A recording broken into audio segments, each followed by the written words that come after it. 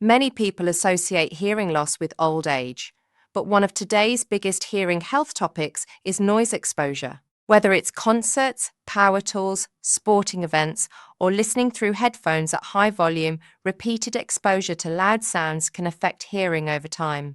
One challenge is that noise-related hearing changes often happen gradually. You may find yourself increasing the television volume, asking people to repeat themselves, or struggling to follow conversations in busy places without immediately recognizing the reason.